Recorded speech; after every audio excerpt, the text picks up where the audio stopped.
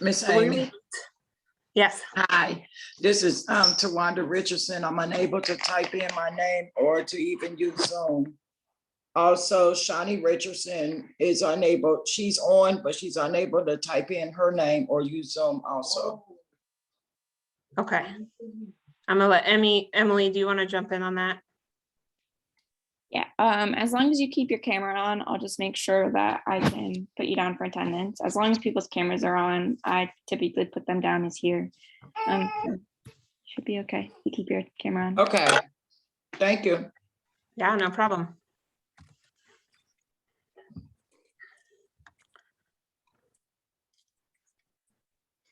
So some of the big things we're going to talk about today is we're going to learn some of the skills that we need as adults to support empathy in kids. And we're going to talk about some strategies that we can use with the children in our classroom to help them develop and coach them through using empathy. And then we'll talk a little bit about how we can apply that to our classroom as we get towards the end of our session this afternoon. So we're going to start out just talking about what we need as an adult to be able to give empathy to kids. And so the biggest piece is this power of acceptance. So really accepting the moment as it is. Oftentimes we tend to demand that the world go our way, and we get upset when the world's not going our way, and that leads to a lot of struggle and doesn't tend to lead to change.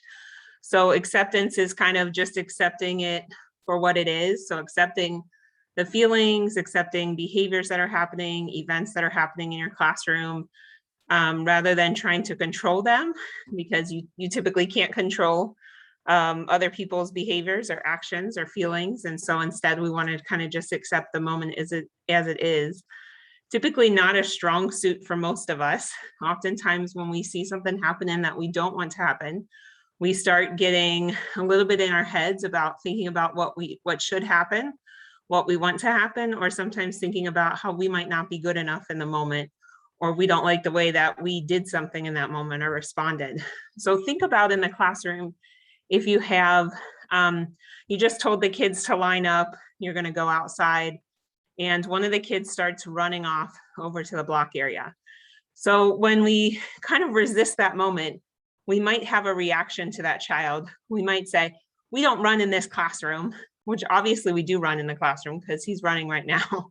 And then thinking about, we might even say, you're not listening. I told you to come over here and line up. We've talked about this yesterday. You need to get in line. And so we're not able to really consciously respond to the moment because we're not accepting it. We're worried about what should have been. That kid should be in line right now because that's what I told him to do and that's what I want to happen. So instead, we want to take a minute to really accept what's happening. We told the kids to line up. He's not lining up. He's running off. And so we can kind of accept that for what it is and then really be non-judgmental in trying to see what's going on. And that's going to allow us to have empathy in any moment in the classroom. So I want you to think about how that might work for yourself. So if you're in your home, in your classroom, in your program, and you're just having a crazy day, like the kids are nuts, they're bouncing off the walls, they're crazy, and you just can't quite get a handle on it today. I don't know if there's a full moon or Halloween's coming up, somebody ate too much candy for breakfast, something's going on. But think about if your director or another teacher walks by or stops in, is it helpful for them to kind of negate that moment and have a reaction? So for your director to come in and say, what is going on in here? This is crazy. You need to get control of your class. Why can't you learn to do it like the other teachers do? You need to get it together right now. That's something that's not typically going to be helpful for you if you think about it. But if instead your director would come in and say to you, wow, it looks like you're having a tough day today. These kids are really crazy.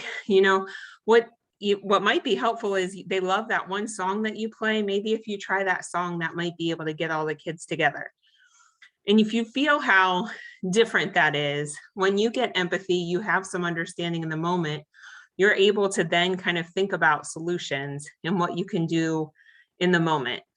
But if we're kind of resisting it and someone's negative and just kind of judgmental with you and judging you on what you're doing, you're typically not going to be able to kind of move to thinking about a better way to do it. And the same thing happens for kids.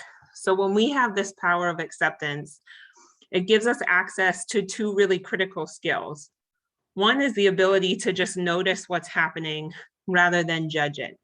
So to notice that that kid's running away, maybe we notice, wow, he's running over to the water table. He's been waiting for a turn for that all morning and he never got his turn. We can kind of notice what's going on rather than just judging the behavior.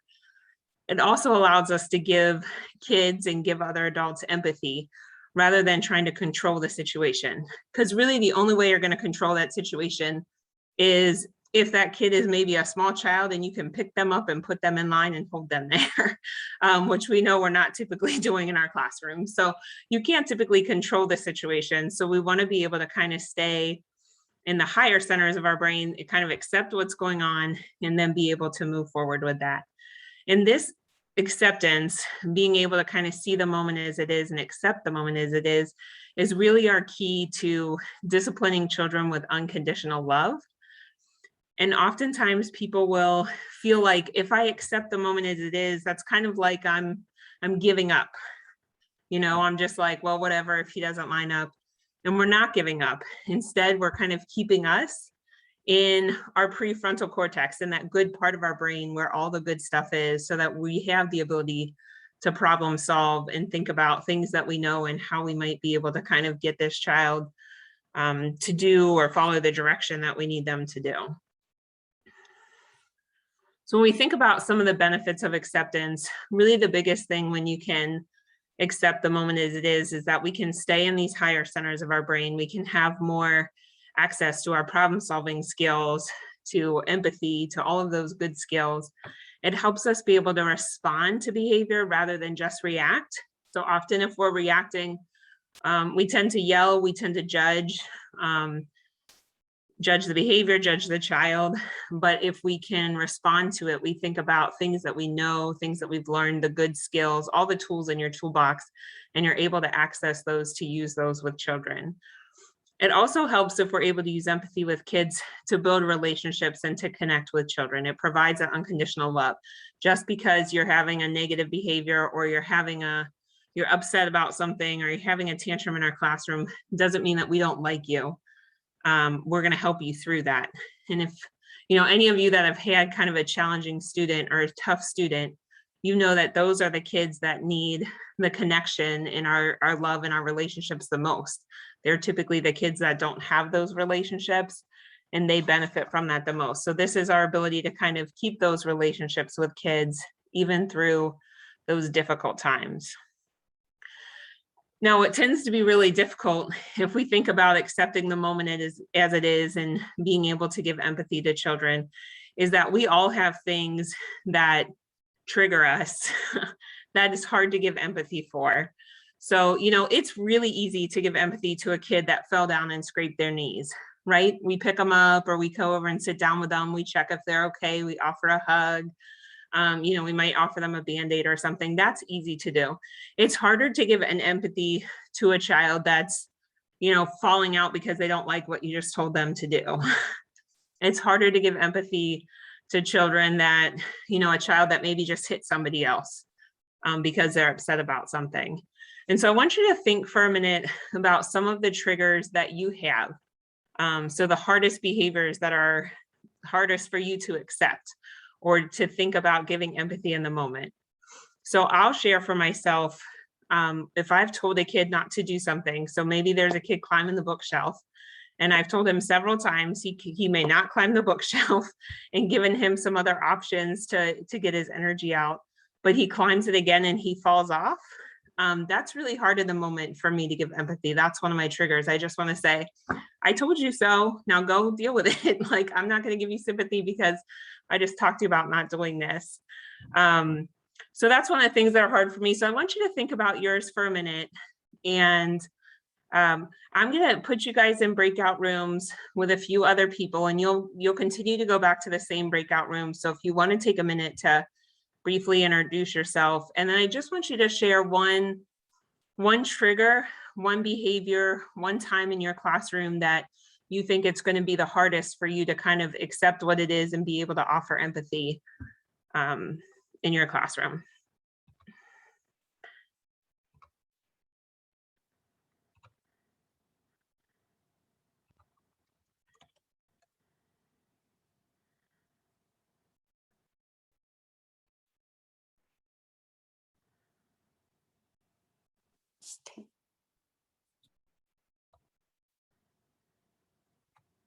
Sorry, just take me 1 second since it's the first time throwing you guys in there.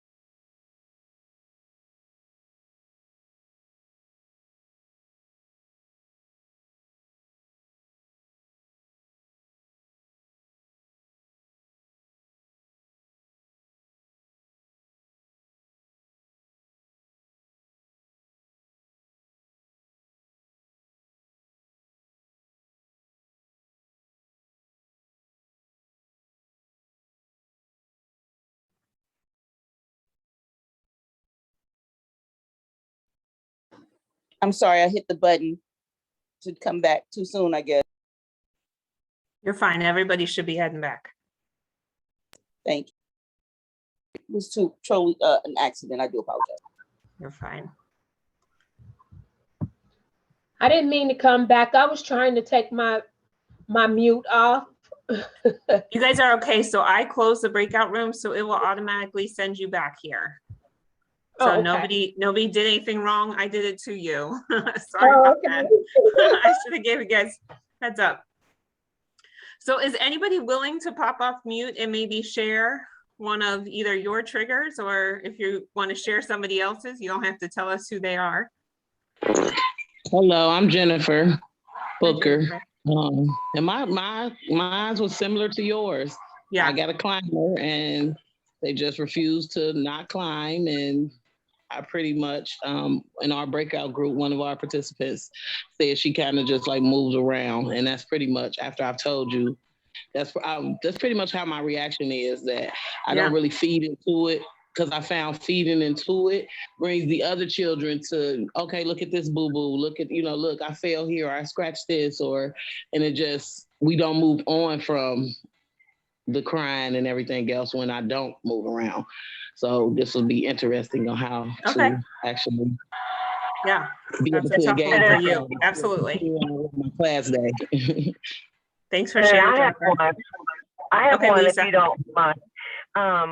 I have a young man, and I do evening care, and he knows what he's not supposed to do. And then when he's constantly doing something wrong, like pulling the blocks down when it's not time to play with the block, he has these real big, pretty eyes, and he has his left hand reaching towards the block, but his eyes are steadily looking at me like, I know I'm doing wrong. So when you take the blocks down and they fall on you, there's no empathy, because you know you're doing wrong, because you wouldn't be cutting those big, pretty eyes over at me watching me.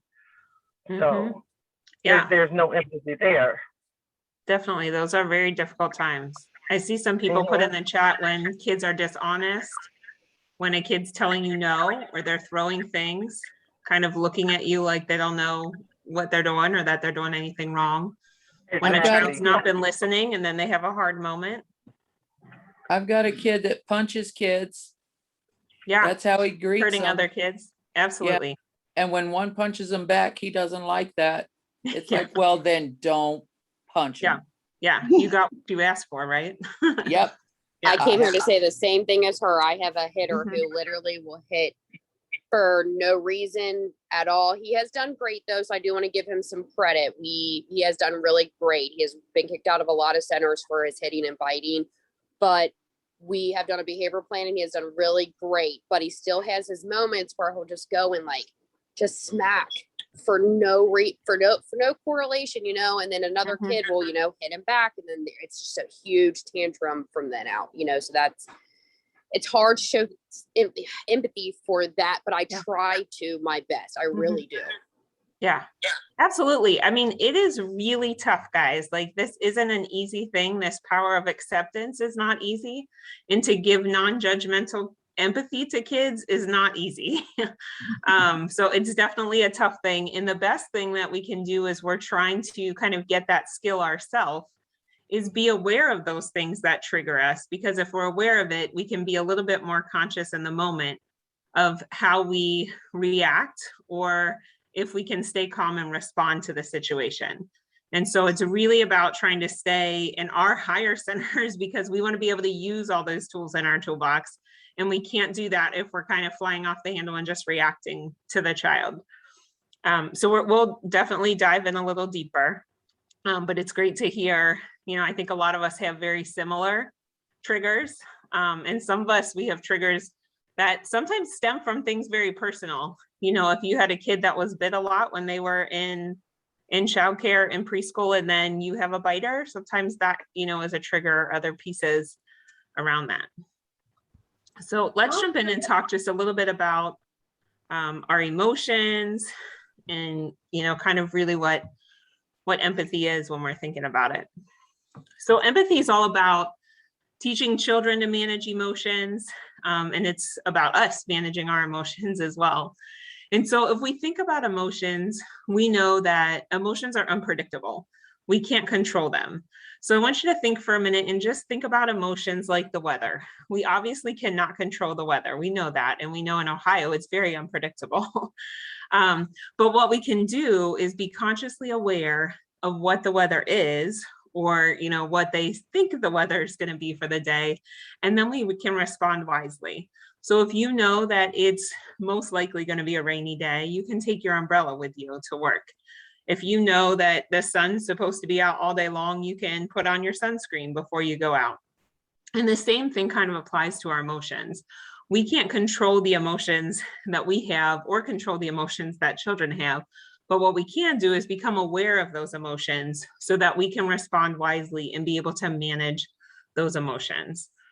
So for a lot of us, when we were younger, and even as adults, emotions tend to get a bad rap for a lot of us. So think about if anyone said this to you when you were a child, or even now as an adult: stop crying, you're fine. Just think about something else. It's really not that bad, right? I mean, I can't tell you how many teachers I've heard say to kids, like, you're not bleeding, stop crying, you're fine. And so we think about, we don't want kids to have these bad emotions, or people don't want us to have our bad emotions. And sometimes we end up trying to save people from their emotions. Maybe your parents or family and friends save you from your emotions, or you might see parents doing this with kids in your classroom. So a kid's really upset and a mom picks them up and they're like, oh, it's okay, sweetie, we'll take you to McDonald's and get you some McDonald's tonight. That'll help you to feel better. Or we'll stop by the toy store and buy a new toy, no matter what they're upset about. And so you think about then how that transitions to your skills of managing emotions. And think about, I mean, adults, probably many of us, but if not, I'm sure you know somebody, when they get really upset or they have a hard day, they want a pint of Ben and Jerry's, right? Or they want to go on a shopping spree. And so we've learned to kind of handle our emotions in maybe not so healthy ways. And so you might, again, you probably see some parents doing this with kids in it right now. I know a lot of times, especially if kids are in childcare all day, you feel guilty as a parent. And so you don't want them to be having any bad emotions.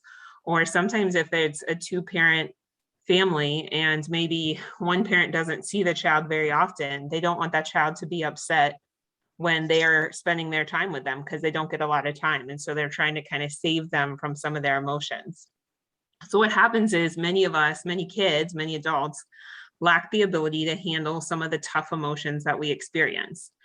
We often are glad and will experience as many positive emotions as come our way, but we tend to run from some of the negative emotions. And we know that kind of the more we resist those emotions, the more they persist. They don't go away. They keep hanging in there and keep hanging in there. But in reality, emotions, even negative emotions, aren't bad. They help with our internal guidance system. They help us know right from wrong. They help us know when the world's getting off track for us. So we really need to think about not controlling the emotions, but being aware of them so we can manage them. And the same thing for kids. We don't want to control the kids' emotions. We don't want to be the one to tell them when they're allowed to be upset, when they're not allowed to be upset, when they can be sad, when they cannot be sad. We don't want to be in control of that. We want them to have their own emotions, but we want to help them become aware of what they are and then teach them how to manage some of those emotions when they experience them. So if we think about our feelings or our emotions, we know that our feelings are kind of the bridge between the problems that we experience and the solutions that we can move to. And so if you think of this little bridge, I will say that stereotypically women, we like to hang up on top of that bridge with our feelings. So you've just had a really rough day in your program or in your classroom, and your kids have kind of put you through the ringer today. You take your lunch break and you're talking to the other teachers like, oh, can you believe this is what this kid did today? And he did this and he did this. And they start to get angry with you. And we're just living up there at the top of that bridge in our anger. And then on the drive home from work, maybe we call a friend or family member and we start telling them, can you believe what happened today? This happened to me and this kid did this. And we're living up there and we never make it over to the solution sometimes. And then stereotypically men tend to like to catapult from that first side of the bridge where the problem is right over to the solutions. So you come home, and if you have, you know, a significant other, maybe you tell them about the problem and they say, just get another job, right? They just skip right to the feelings. If you had a bad day, just get another job. I don't know why you're even dealing with those kids. Instead of the difference of maybe someone stopping and giving you some empathy, giving you some understanding in the moment to say, wow, that sounds like a really hard day in your classroom. You have such a tough job trying to handle all those kids, and you don't really get a lot of break. That's tough. You know, is there anything I can do to help you right now? And then move to solutions with you. You know, what do you think might make it easier tomorrow? Or what kind of support do you think you need in the classroom? Then we can kind of move on when we get some of that understanding. And so when we get kind of stuck at this top and we let our emotions take over us, we then start to just act out our emotions. So I'm sure you've ever seen all that traffic trying to get over that bridge. an irate person or somebody angry at a store or restaurant where they're just going off on a server or a staff member. And that's when we kind of, our emotions take over us and we start becoming our emotions. Instead, we really want to think about kind of this idea of claiming, naming, taming. So becoming aware of our emotion, identifying the feeling that we're having and learning to manage it. And this is the process as adults that we want to be able to use, but then also the process that we want to be able to teach our preschool children and coach our children through in the classrooms. So this is a lot of the stuff that we're talking about today, I forgot to preface with this, but comes from conscious discipline is where a lot of stuff come from. We also have some stuff rooted that's coming from the Center for Social Emotional Foundations for Early Learning. And both those websites are in your resources in your slides. So I'll show you a little bit about those websites. But this is the five-step process that conscious discipline kind of puts out for the self-regulation and the empathy that we use with children. And so I'll walk you briefly through this. And then the pieces in purple are what we as an adult are going to do. So what happens at the I am step is that's just when we're triggered and when kids start kind of having those emotions and acting out their emotions. And then kind of the first piece of this is helping to, for us as adults, self-regulating. We want to stay calm, but then we want to also co-regulate with the child. So we want to help the child self-regulate at that moment. But if any of you are working with kids, you know, definitely kids younger than 6, sometimes kids above as well, they can't self-regulate on their own. A lot of them aren't, that's not a very strong skill for them yet. So then we want them to kind of identify and name the feeling. So we as teachers can support that by telling children, you seem frustrated, you seem upset, you seem sad, whatever that may be. We say you seem because it gives them the option, and most likely if they have some words, they'll tell you and they'll correct you if you're wrong. If I say, oh, you seem so upset, and they're like, I'm not upset, I'm angry. He just knocked my block tower over. And it's like, okay. So they kind of correct us. But we want to help label that feeling for them so that once we have it labeled, then we can work on kind of managing that feeling. So the next step is I choose. So this is where we really kind of want to, you know, reframe the problem. We want to think about what's going on. So as adults, we can use this language, you wanted. So if you think about the example I talked about at the very beginning where I told all the kids to line up and that one kid took off running and he's running over to the water table, I can say something like, you wanted to play in the water table. You've been waiting all morning to do that. And you wanted to go do that now. And so it's just kind of giving them the language for their emotion, giving them kind of some understanding in the moment, and then we can talk about solutions. So in that specific example, I might talk to that child and say, it's time to go outside right now. You can play in the water table when we come back in, or, you know, maybe I have something outside with water that that child can play with. Or I can put your name to be first on the list when, you know, tomorrow morning when we open the water table. Whatever, you know, solutions are going to work for you in your classroom or work with that child. And so these are kind of the steps These are really the key words. You seem, and we're helping them label their feeling, and you wanted, and we're just going to kind of reframe the behavior.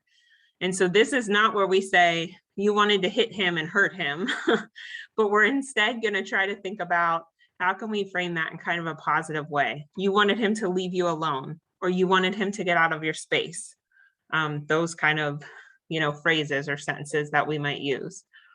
So if we think about, we're in the classroom or you're in your program, you're walking around and you hear kids say, I hate you, you're not coming to my birthday party, right? We've all heard that at some point, probably. So as a teacher, if we're not calm and we're not accepting the moment as it is, we might say something like, that's not nice to say to your friends, you need to take a break from the housekeeping area. You're done in there this morning. And that response doesn't let the child have the opportunity to identify their feeling, and it doesn't give the child the opportunity to learn to regulate that feeling. So sometimes what happens is without that skill, children just work a little harder at maybe hiding that behavior from you. So when they're, mad at somebody, they're gonna either say that under their breath or do it when you're not looking, or maybe like 10 minutes later, then they're going to shove the kid when you're not around. But we haven't taught them anything about their actual emotions and how to handle that when they get that upset. So if on the other hand, we have a teacher that is able to kind of stay calm, accept the moment as it is, they can come over and say something like, you seem angry. You really wanted to turn with that rolling pin and he took it away. And oftentimes children will correct us. Children will let us know what happened. Like maybe he says, I just set it down because I was flipping my Play-Doh over and then he took it away from me. And then we can work on solutions with that child. You weren't done with a rolling pin and you didn't know how to tell him, it was still your turn. And then we can give the child the words or give this child a couple of choices of what they can do to tell them, I'm still using the rolling pin, you can be next. So it's thinking about how can we help kind of regulate ourselves, but also may take a minute to regulate the child, helping them identify their emotion, and then helping them move to solutions of how they can handle that emotion. So kids are always going to get angry. They're going to get upset. They're going to get frustrated. But it's not okay for them to hit other kids or to throw chairs or to scream at you, right? But we have to teach them how can they handle that emotion, because they don't typically know. Most kids that I hear, when they do those things or have those big emotions at home, oftentimes kids get sent to their bedrooms, or they get sent to sit over in a corner, or they get sent away from the situation. And so there's nothing magical that happens when a kid sits in their bedroom or sits in timeout that they learn to manage or regulate their emotion. So we have to actually teach them what they can do and how to manage that emotion. So I want to stop for a minute. I'm going to stop sharing my screen so that I can see you guys a little bit. But I want to see, at this point with what we've covered so far, we're going to get a lot more into how to use this with children, but I want to see what kind of questions, if anybody has questions at this point. I'm going to try to take a quick peek at our chat here, but if So, you have like, a question, feel free to hop off. Was telling a child, would it be okay to tell a child, like, kind of what I said in the chat box? It was, so I always say like, oh, that's not nice. Like when they say you're not coming to my birthday party, I always just like, is it okay to be like, oh, well, that's not nice. How can you feel that way? So I would keep the that's not nice out of the conversation, because when Okay. we're saying that's not nice to a small child, small children tend to internalize that and then they think I'm not a nice person. Oh, And so we've just kind of taught them in the moment that they're not a nice person. And so eventually, if they hear that enough times, it almost becomes that self-fulfilling prophecy where now they are the bad kid or they are the kid that's not nice. And so then they tend to, that behavior tends to continue. So I would leave that off and just start with, identifying the feeling. And then if you don't know what happens, I might say, you seem really frustrated. Something must have happened over here. And then you can find out a little bit more of the story so that you can kind of help to go into that managing or regulating that emotion and coming to solutions. Does that make sense? Great. Sharon? Yes, it does. Thank you. Okay. I have a question. Yeah. How are you supposed to handle it when the child constantly, you have one particular child that constantly says, you're not my friend, you're not my friend. And then you have another, then that child will hear you. And then the other child will pick up and say, you're not my friend, you're not my friend. How are you supposed to handle that? Yeah. So, I mean, if they're saying, we're going to kind of just do it one step at a time. So if one child that's constantly saying, you're not my friend, it sounds like possibly that child doesn't know what to do when they have a conflict with another child, right? So they don't have any better way except they know to say, you're not my friend, and it makes that kid angry and usually maybe makes that kid walk away. And so then they can kind of work on, playing what they wanted to play, or they get left alone.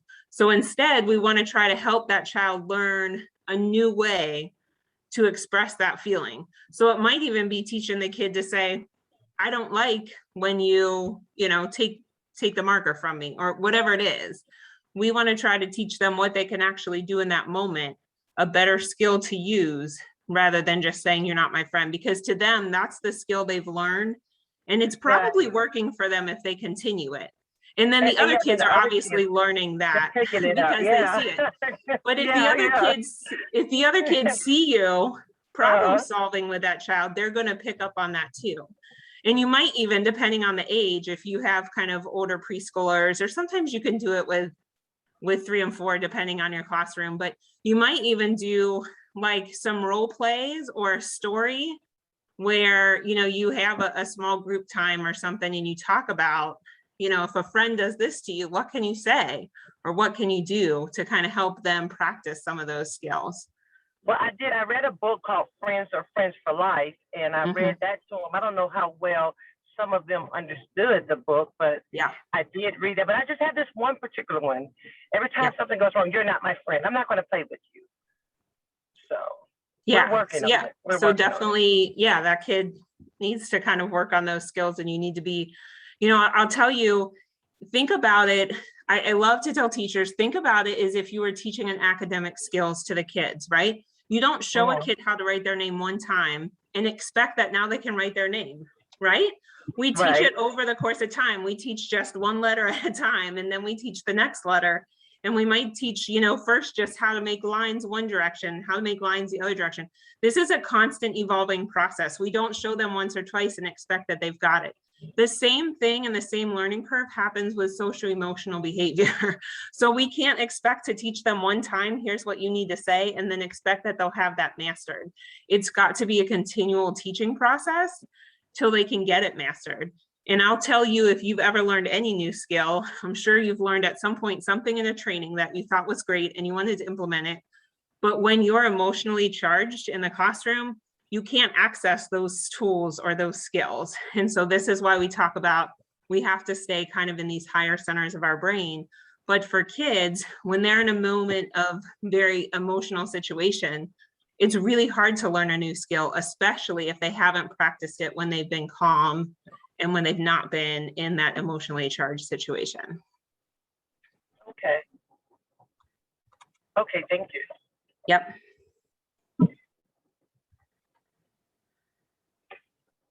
Sorry, I was just trying to take a quick peek at the chat here. Definitely someone said, Mary Lynn said with toddlers, you have to do this, but you're responding to their actions and their body language, which absolutely, like, they don't have the communication skills. And the same thing when you talk about kind of solutions or their choices, you're going to have to use things that are appropriate for their developmental level.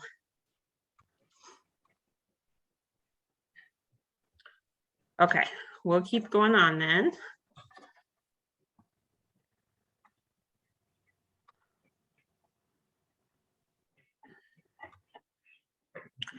So we're going to think just for a minute, why is this empathy important? Why are we talking about empathy in the classroom? There's so many other things. I'm gonna pull in this driveway and go get the, so we think about, please make sure you guys are on mute. We think about emotional regulation. And empathy is all tied into that. So I want you to kind of look at this cycle here. And typically we'll just start at the top. So experience distress. Something's not going right for that kid in the classroom, or for yourself as an adult. You can think about yourself going through that step. Something's not going right. And what happens next is it activates our attachment system. So we try to seek comfort from an attachment figure. We want some kind of comfort, some kind of reassurance that we're safe or that we can handle this. And so if no empathy, if no attuned empathy happens with children, if we don't provide them with any comfort, if they don't feel that sense of safety, they get stuck in this step and they can't move on. And so what happens is their attachment system continues to stay on. And when a child's attachment system is on, their learning system is totally off. So when they're looking for safety and looking for comfort, they can't learn or think about anything else. And the same thing as you as an adult. So if you are in a moment where your sense of safety is on and you're trying to figure out, am I safe or am I not safe right now? You can't think about anything else rational. So if you're an example, think about maybe you're going into a parking lot and you've recently heard that in this parking lot, there's been several violent attacks. There has been some kidnappings. I mean, it's a very scary situation.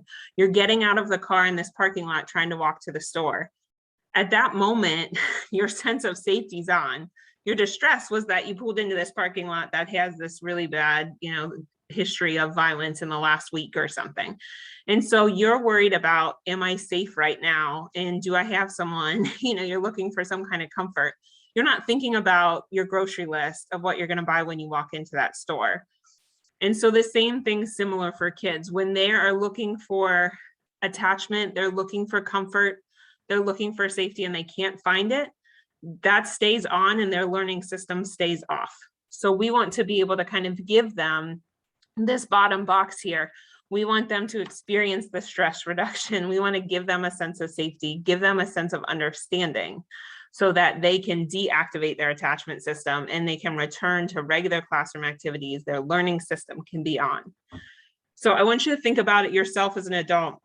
If you get in a fight with your significant other or a friend or family member, and once your anger kind of subsides, you get this urge to kind of reconnect with that person, to talk to them and say, I'm sorry, or say, let's figure this out, or just kind of mend that relationship from that fight that you had.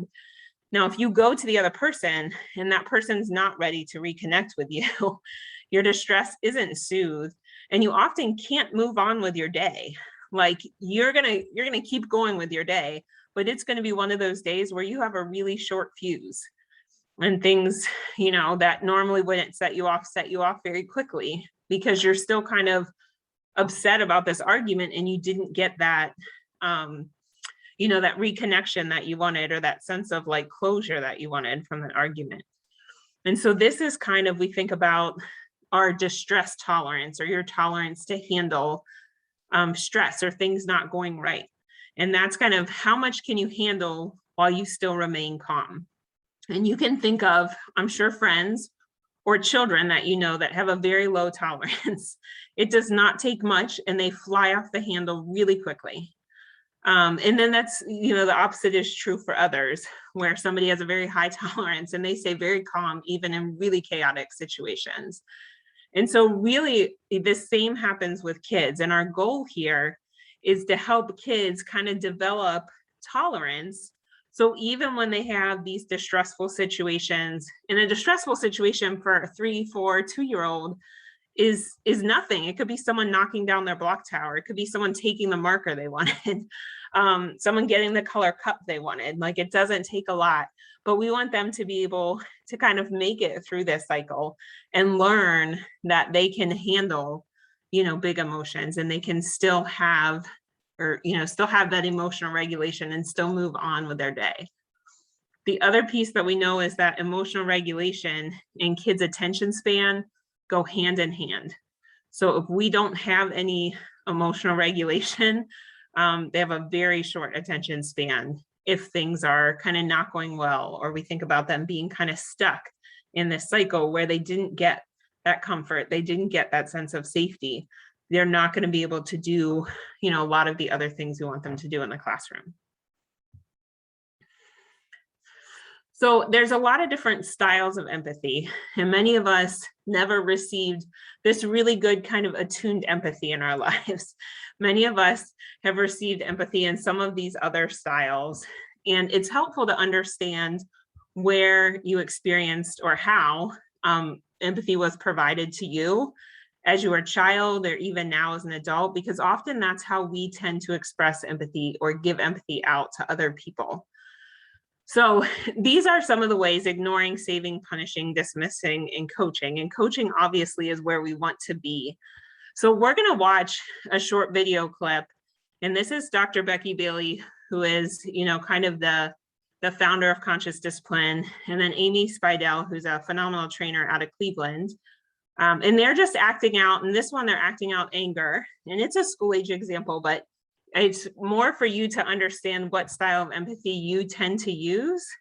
And so as you watch it, I just want you to think about which one of these seems most like, how you give empathy, or maybe how other people give it to you. So definitely, well, you would have your sound on already, so.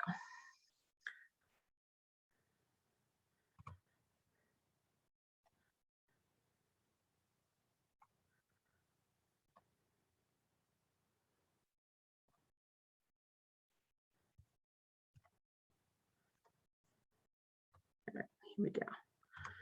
Make this bigger for you guys. There's no sound yet, so you won't hear anything yet, but if you don't hear anything once it starts, let me know.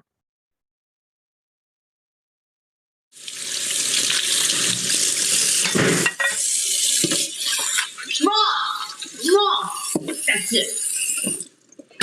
I hate my teacher. I hate my teacher. Yeah. You wouldn't believe what she did today. You would not believe. Mom, look, Mom, I hate her. I hate, no, you don't. I'm listening. Everyone. She picks on everyone. Yeah. Everyone. I'm listening, honey. You know what? Could you, You want to know what she did? what, honey? You want to, what about Marcus? Yeah. What about Marcus? Do you remember the other day? Marcus. Yeah, I remember Marcus. Here, take this. Why don't you just here, go ahead. Just start drawing. What? What? What do you? Whatever. You don't need to have that, honey. Just give me the dish then. Give me the dish. All right, good. Okay, good.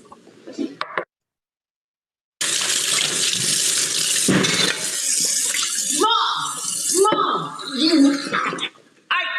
I hate my teacher. You do not come in here this way. You do not come in here yelling at me. What do you think you're doing? Hang that up right now. This is ridiculous. I've had it with your mouth. I have had it with your mouth. But Mom! You want me to do this again? No. You pick that up. You pick that up right now. You pick this up.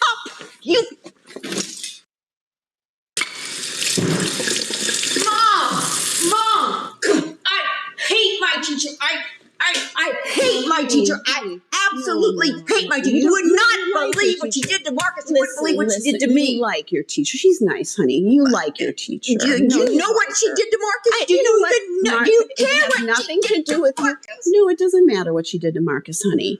You know, you were good at school. You're a good student, sweetie. You're a good student. You like her. And you're good at school. You're a nice person, sweetheart. You're a nice person. So you just have to remember that. Remember how you're a nice person and you like people. Yeah, you do. Yeah. You want a little snack? You want me to get you a snack? Let's just let's just have, let me see. I'm sure I've got some ice cream in the fridge. How about that? Okay. Yeah. Here you go, sweetie. Here, just, you know what? I'll just get you a spoon. Here you go. Enjoy. Yeah. Can I have the whole thing? Oh, of course. Yeah. It's better now, isn't it? It feels better now, doesn't it? Yeah.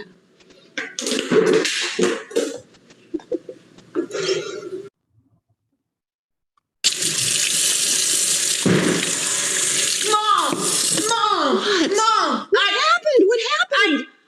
I hate my teacher. What did she do? Hate What my did she do? You wouldn't believe what she did. You know what she did to Marcus first? First she wrote the name on the board, and then she sends him out to the room, and then you know what she did to me? She humiliated me in front of the whole class. She is not getting away with this. She No. is not going to get away with this. She shouldn't. You know what? I'm calling her right now. You call her. Wait, can you get her fired? Mom, do something. She was horrible. You know what she said to me? She said, I was stupid. She said, No, I can't wait. She said, I was stupid. She said, you know what? We're In taking front you of the out of that class. school. In front of the class. You know what? In You front know of the what? class. I'm going to call. We're getting you out of that school, honey. We are going to get you out of that school. We are going to make this better for you. Nobody treats my girl that way. Nobody treats my girl that way. Oh, Mom, thank you. You're welcome. Thank you. Thank you. I'm the one that you love. I'm the one that takes care of you. Yes, Mom. Yeah. You're the best. Yeah. You're the best. I know. Oh, I am the best. Thank you. And we have a test tomorrow. Oh, I'll help you. I'll help you do it. I'll help you. Well, if I don't have to go, I don't have to do it. Oh, that's right. Okay, thank you. Yeah, we don't even need her.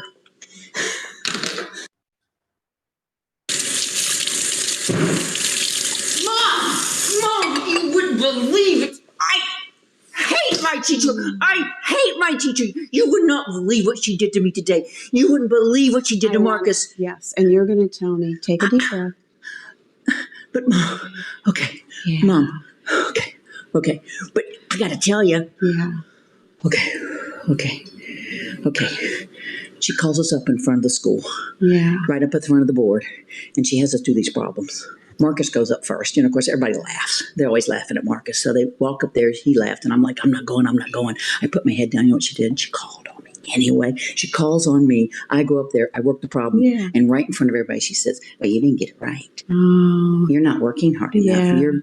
And you were hoping she would really understand how hard that was for you. You were hoping that she would understand that you were really taking a risk to go up there.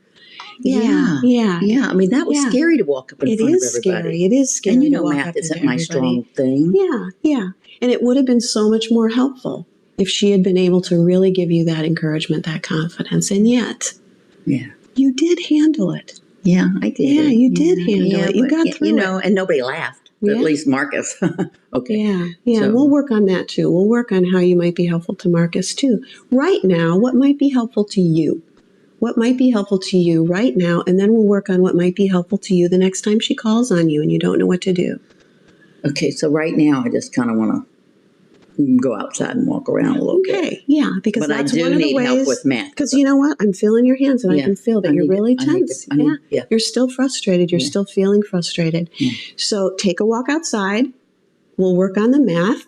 Sounds like a plan. Okay. And then you know what we're going to do too? When that moment comes, when you're sitting at your desk, what is it that will help you? We'll find that. Okay. Yeah. All right. I'm going outside. See you, Mom. Yeah. Oh, honey, your pack. Okay, I'll put that. I'm going to drop that over here. Ah, you See you did- a little bit later.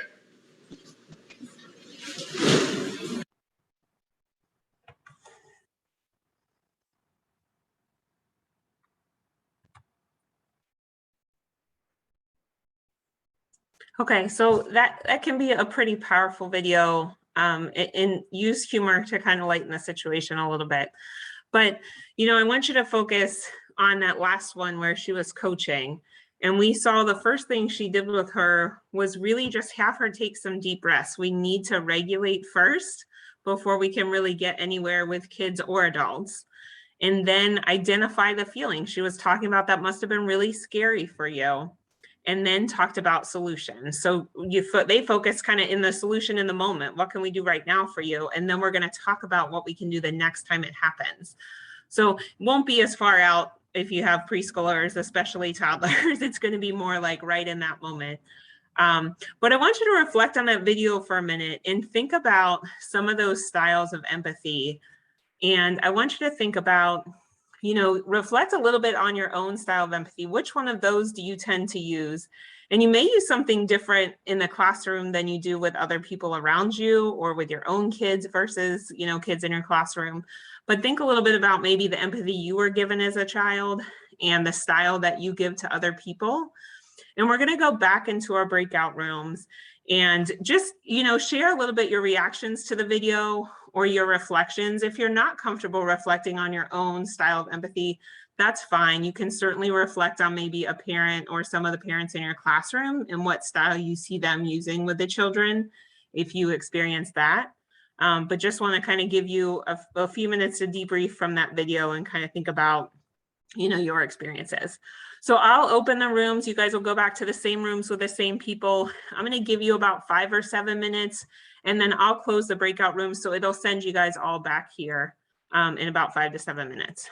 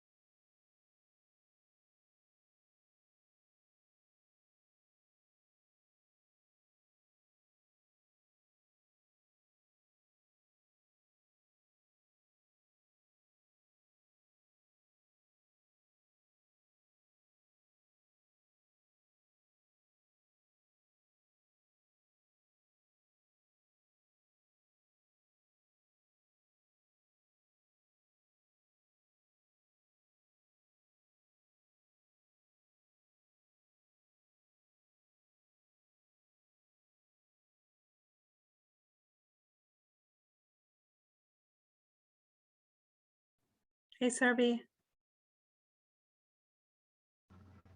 Hello. You joined during breakout rooms, but they should be back here soon. Oh, I see. I see. I was told there are a lot of participants here enjoying your session. I said, let me hop in.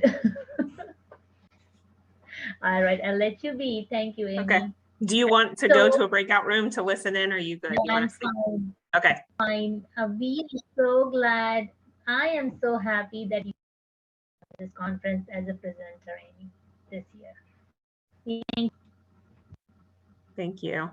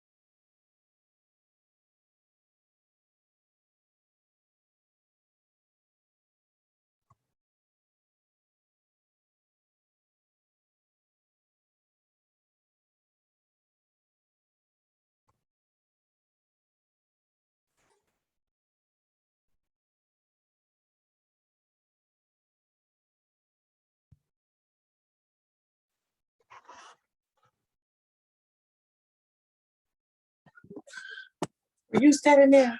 Huh? Stay out of my video.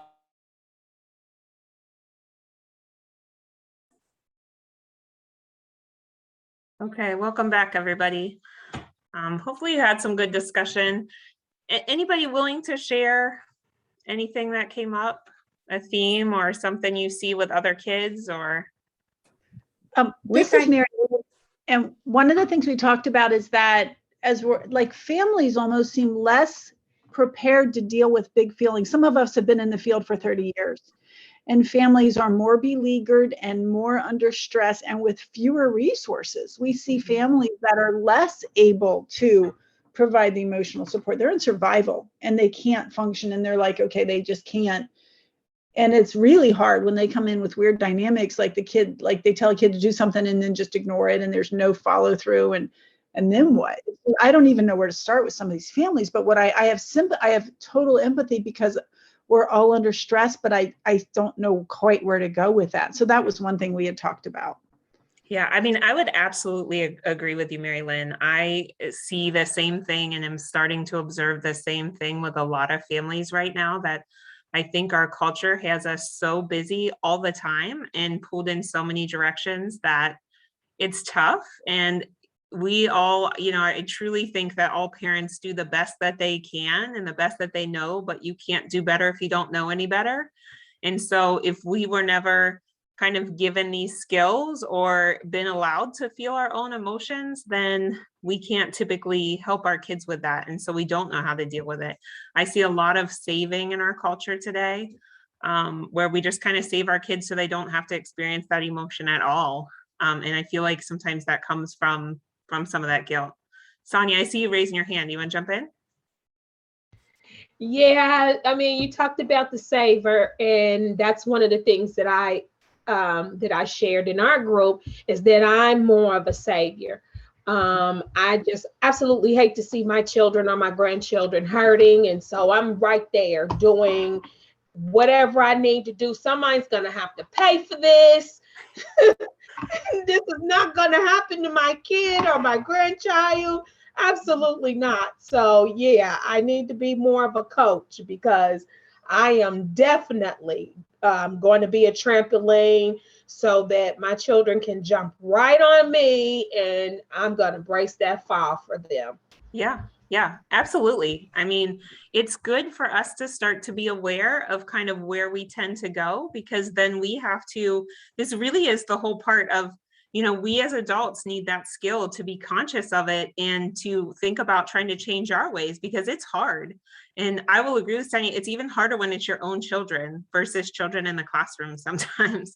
And so, it takes that extra effort and just a lot of really being conscious, really being in the moment and being aware of those things that you do naturally. And so we think about how we can, move forward. Did anyone else want to add anything before I move on? I was just saying it felt kind of like a little, like, not a dagger, but like, oh, I do that one, and will I do that one, and will I do that one, and I try not to. But even like with I'm not much in a classroom, but with my own kids, I'm really big on like, because I was brought up like, you don't have emotions, you just be quiet and hush. And I'm like, I don't want my kids to deal with that and have, express your emotions, but I still, saw that I kind of still do some of those things. So yeah, it wasn't nice being called out, but I mean, yeah, you need it.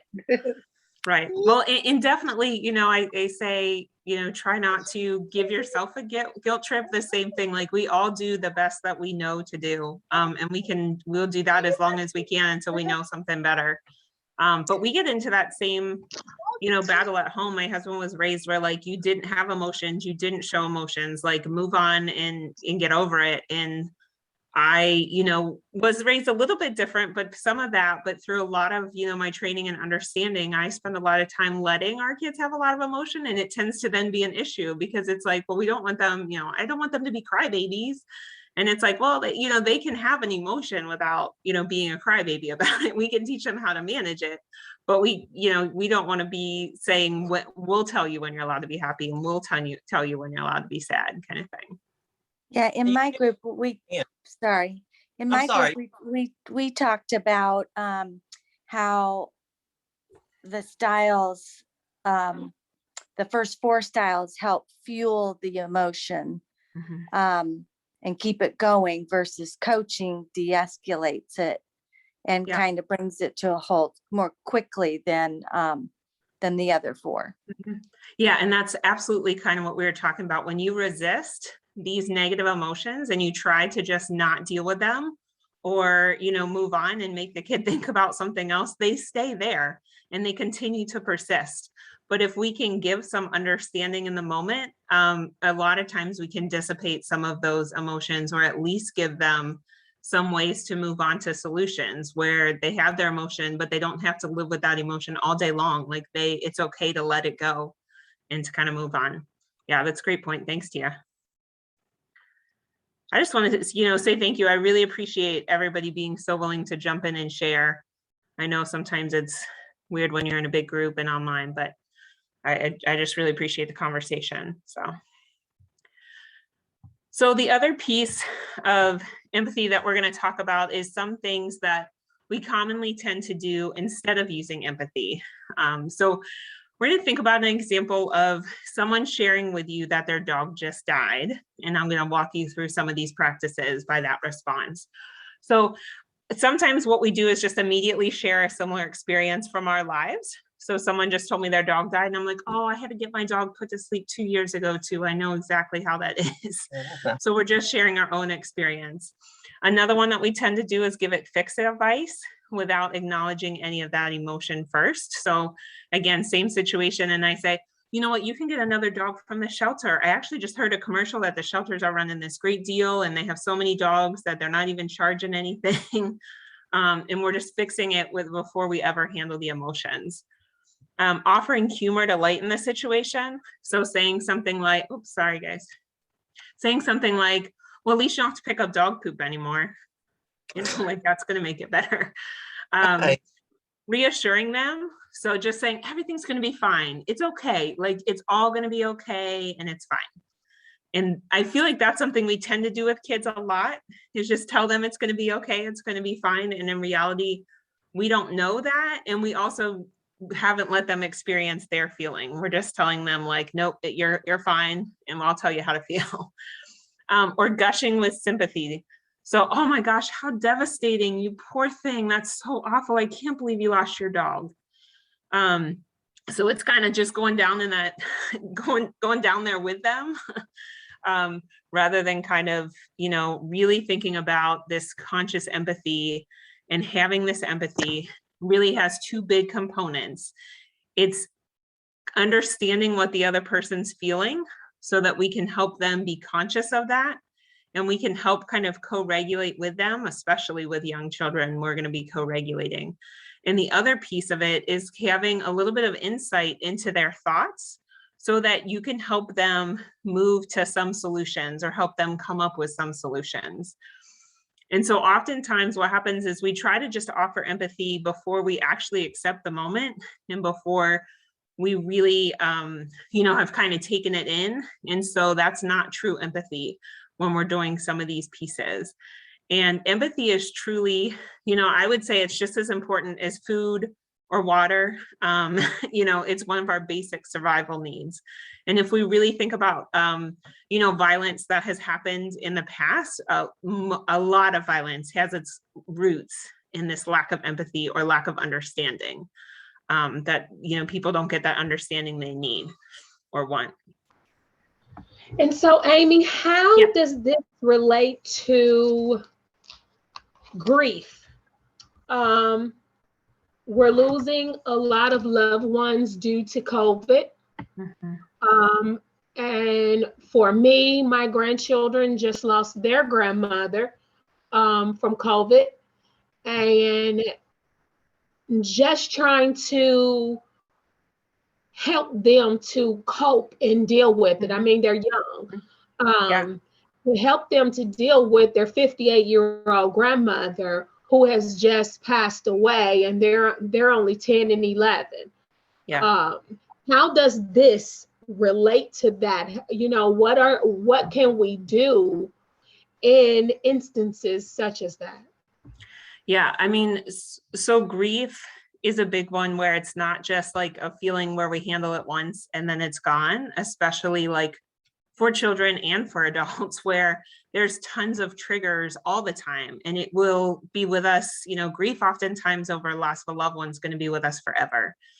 So it's really, when you see them in that moment, when you see them really starting to have big feelings and start to maybe fall apart or not be able to kind of handle it, that we're giving them the empathy in that moment.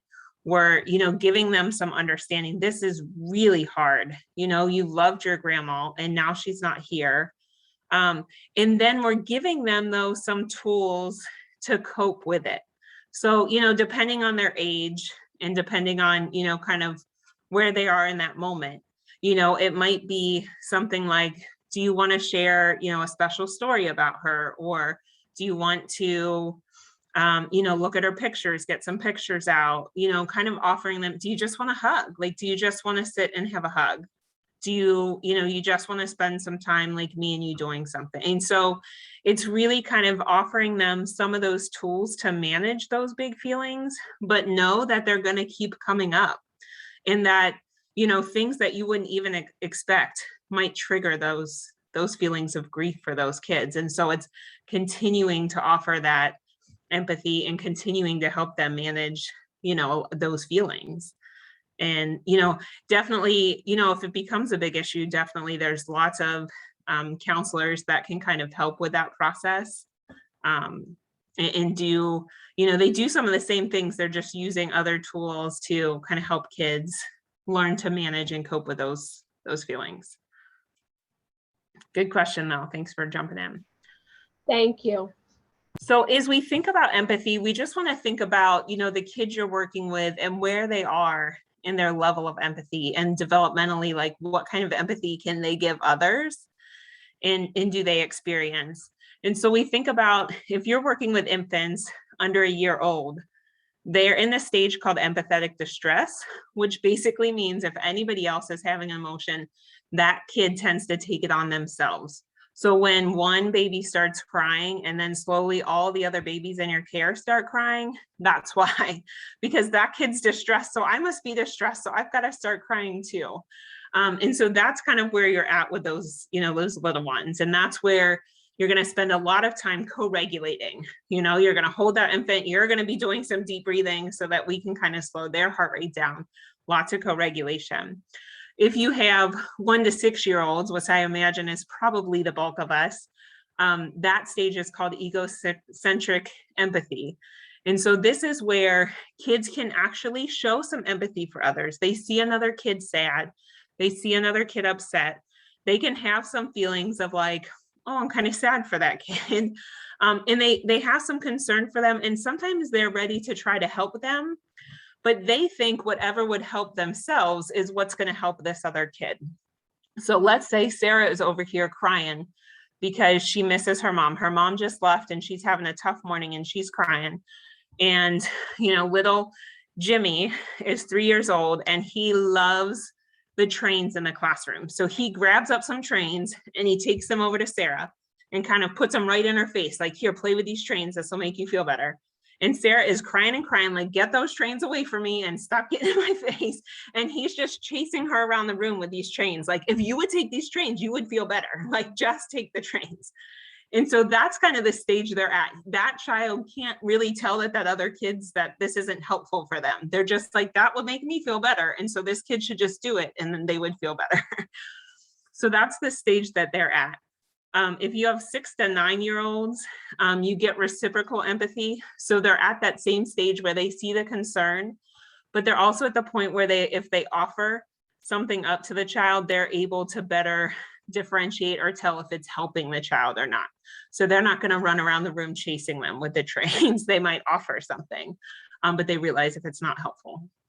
9 to 11 year olds are in global empathy. And that's when they can start having empathy for these bigger problems like poverty or homelessness or natural disasters. If there was a hurricane or a tornado across the world, they can start to kind of grasp that there's people out there that maybe they don't know that are having these big issues. And then the last stage, 11 and up, is this conscious empathy. And that's really the ability to listen and empathize with somebody but also know that that individual person is capable of handling it on their own, where we don't have to fix all of their problems. We don't have to fix it for them. They're going to be able to kind of handle this and move on. So when we think about our classrooms and our children, and we think about this use of empathy, the biggest piece that we use it for, or that you have the opportunity to practice in your classroom, is usually to help kids learn how to handle their disappointment and their frustration. Because when you're in a group setting and you're a young child, there's going to be a lot of disappointment and frustration. There's going to be things that aren't going your way. There's going to be people doing things you don't like. And so this is where we're teaching children kind of how to handle that. And when we think of that, we really think of this idea of not trying to control kids' feelings, and that they have a right to be upset. They have a right to be sad. They have a right to be happy, or whatever it is. So it's really hard as a teacher sometimes, because you don't want someone to come in your classroom and see one kid over just crying and upset, right? We want, if the director walks by, we want all of our kids to be happy and engaged and look like we're doing a wonderful job as a teacher. If a parent walks in, we want them to think, know that their child's happy here and they're having a good day. But we have to let some of that notion fall away, so that we actually give the kids the right to their own feelings and let them have their own feelings. And we can give a kid empathy, but that doesn't necessarily mean that the feeling's going to stop right then. If a kid is really sad, we can give them empathy, we can help them with solutions, but they might still be sad for a little while. And it's okay for them to be sad for a little while, just like it's okay for you to be sad for a little while. And the other piece that sometimes we tend to do in classrooms is when kids get disappointed, they get frustrated, they get angry, we tend to kind of exclude them and ask them not to be around us. So why don't you leave circle time and come back when you've got yourself together? Or why don't you go, sit over in the book area and then you can come back to housekeeping when you're feeling better, kind of thing. And I want you to think about yourself. If you went out to dinner with a friend and you and your friend are sitting there talking, and you start telling them about something you're really upset about, and they say, you know what, can you just go to the bathroom and come back when you're happy? I was just really hoping this was going to be like a cheerful dinner tonight, and I don't really want to do, and so you would never probably go back to that table, or maybe even talk to that friend again.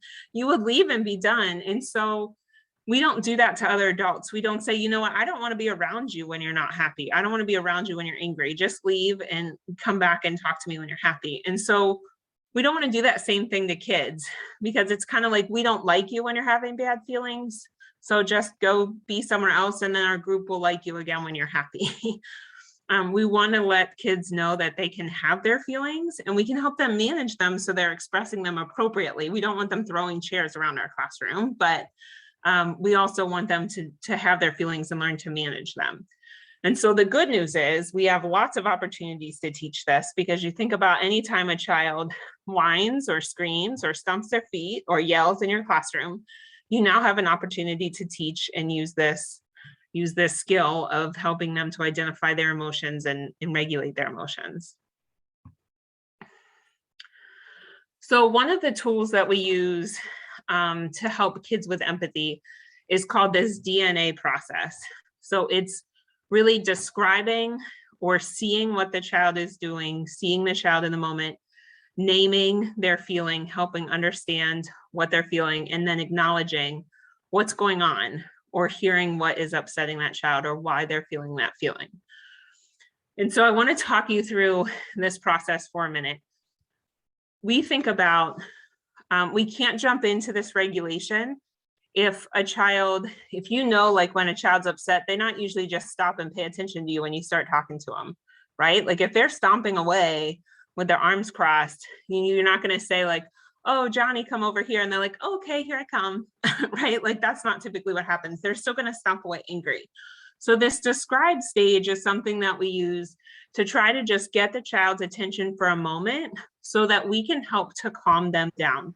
We can help give them our calm. So the key is that you're calm in this, because if not, you're you're going to amp them up more. So you want to be calm, and we want to try to give them our calm in this moment. And so we notice them, and we notice them by saying something very similar to this, like your arms are like this, your face is like this, your hands are like this, something along those lines, so that the kid has to look at us to see what we're doing. Okay, so if I say, well, you guys are on the training and you're looking at something else, and I say your face is going like this, nobody knows what I'm doing unless you look. I didn't say your face is scrunched up angry. You wouldn't have to look at me. So this is just kind of like the hook sometimes to get kids to stop and look at us, so that we can just take a few breaths. You know, we don't have to say like, you need to take a breath now, because that doesn't work with young children often, but we can just kind of be calm with them for a minute. And then we can say, you seem angry. You really wanted some more time to play outside. And you're going to kind of change that language depending on the child's developmental level, obviously.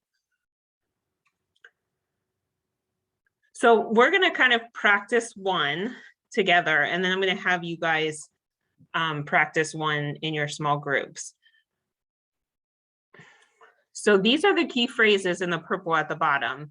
Your blank went like this, and oftentimes it's always going to be your face went like this, your arms went like this, are usually the two biggest ones that we'll say. And then you seem, we're going to try to identify their emotion. You wanted. Or if you have no idea, that might be the time that you say something must have happened over here, because you have no idea what's going on. So let's look at the first one together. You told the child it was time to clean up, and now they're hiding their face from you. So I'm going to walk you. Well, does anybody want to take a stab at this, of what they might say for those key phrases?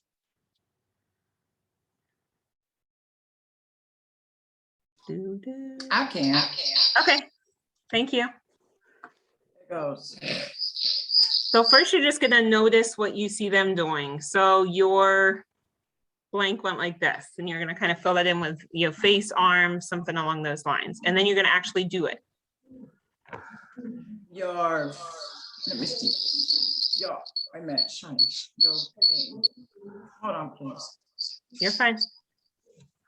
There you go. It's like your arms. This. You seem okay. Upset. You wanted to play more. Yeah, perfect. Thank you so much for jumping in. I appreciate that. So we're going to say, you know, your hands went like this if they're hiding their face. If their arms are crossed, your arms went like this. We're going to do it so that the child takes a minute to look up at us. I would say about 80% of the time, they usually stop and look at you right away. Sometimes it takes a couple more times, or you say something and then they turn and they move, they do something else. So then I might notice, oh, your body went like this. But it usually doesn't take more than a time or two. I can get their attention for a moment. And then you see them, and we're going to try to name their emotion. And like I said, kids are really good at correcting you if you're wrong on their emotion. They will usually let you know right away that that's not how I'm feeling. This is how I'm feeling. And then you wanted. And again, the you wanted part is sometimes a guess. You might just be making a guess. But again, children will correct you if you guess wrong. So I want you guys to look at the second one. When you go in your breakout rooms, I'm going to type it into the chat for you, and I'll type it so you'll be able to see them. But for this example, you tell a child that it's time to go to the bathroom. They throw down the car they're playing with and cross their arms. So when you're in your small groups, I want someone to, you know, or as a group, kind of walk through these 3 key phrases of what you might do in that moment. And then after you finish that one, feel free, somebody in the group, if you want to share something that a kid did this week, and you guys can kind of walk through the key phrases for that.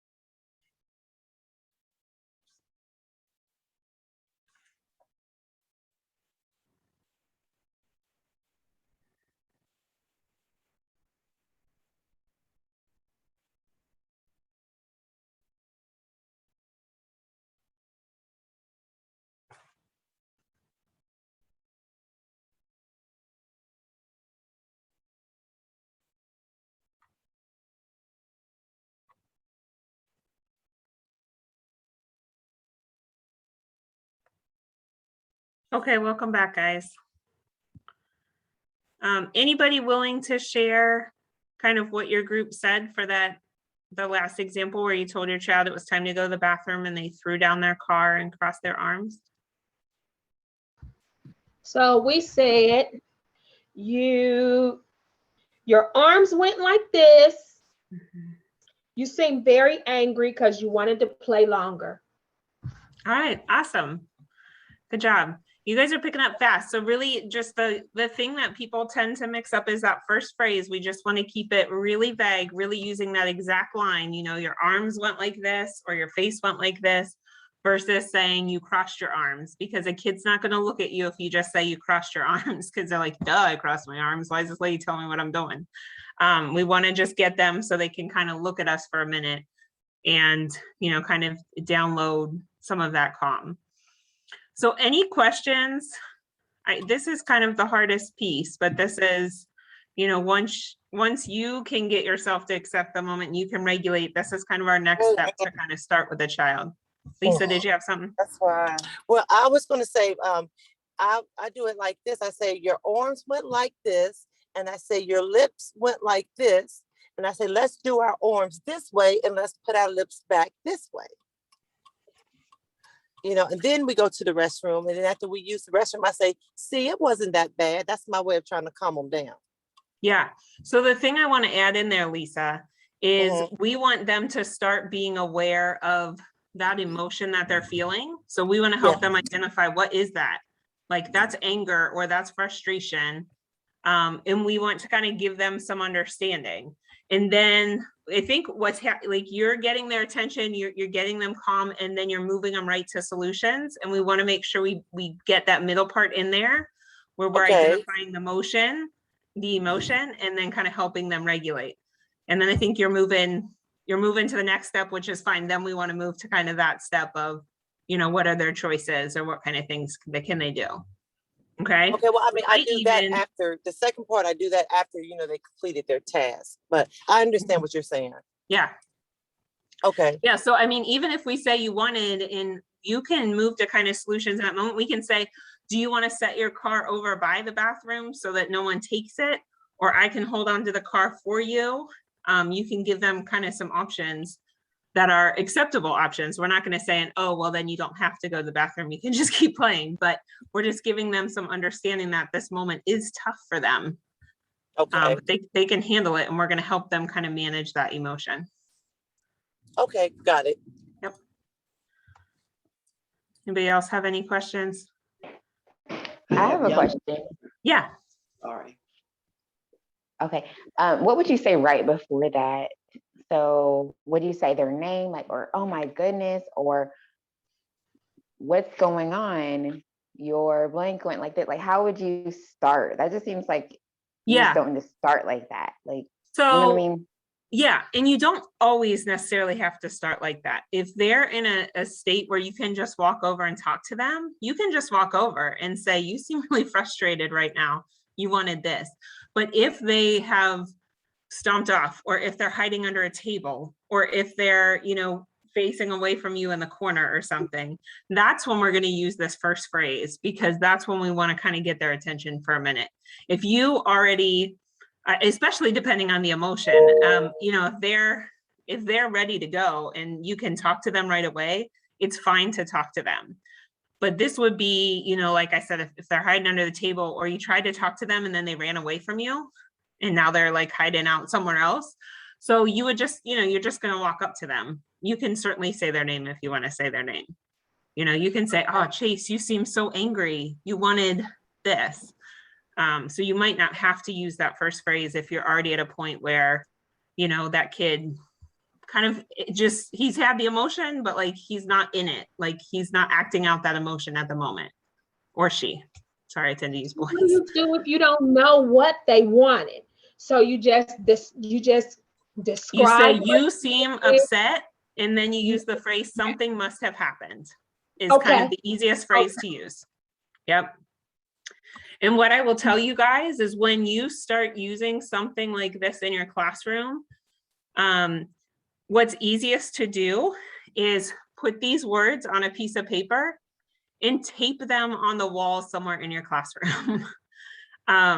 So that you can look up and really quick remember you seem and you wanted, or you can put that phrase under there, something must have happened, because then it's really easy to use. When I've coached teachers on this, I've had the kids, like there's a conflict in the classroom and all the kids look up to the wall, like that's what the teacher does. She looks up there. And so I can tell that the teacher's been using, you know, her hints, because the kids are like, oh, we need to look at the wall. That's what the teacher does. Or if you carry a clipboard around, or, you know, wherever it's easy for you, but sometimes if you have those words to access quickly, that will help you out a little bit. The other thing I wanted to address real quick is, while you guys were in breakout rooms, I took a quick peek through the chat and I noticed someone, and I'm sure it's previous conversation a little bit, but was talking about a calm down area or a self-regulation center. And that's absolutely a wonderful idea. And you can have a self-regulation center where you have tools for the kids to calm down. So you can have pictures of the different feelings. You can have pictures of things to do to help regulate. You can have a basket with some fidgets or some stuffed animals or different things that might be calming for the child. The biggest key is that you have to teach kids how to use that self-regulation center or how to use that calm down center. And oftentimes that means at the beginning, you're going to be going there with the child and kind of doing it with them for a while. Is the sound going goofy for everybody or just a couple people?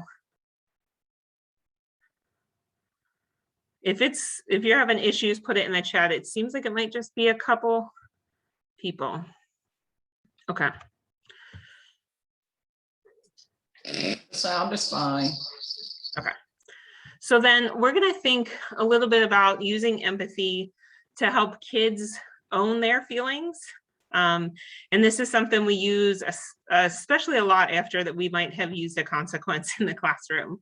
But we want kids to own their feelings, you know, so that they have the power over their feelings and they kind of have the responsibility to manage them. So we use this beach ball. Let me see how I can do that. So here's my beach ball and it has feelings on there. And so we think about whoever owns the feelings. Hold on, I think I have my blur on my video and I'm going to take it off so that you guys can see it a little easier. So it says feelings on here, and whoever has the feelings, who's ever actually having control of the feelings, has the power over those feelings and has the responsibility to manage those feelings. So when we're telling a child what they can feel and what they can't feel, like you're not crying right now, or you're not bleeding right now, so you know, you stop crying kind of thing. We're taking the feelings away from them and saying, I'm in control of your feelings. So that's taking the power away from kids and taking the responsibility away from them to manage those feelings.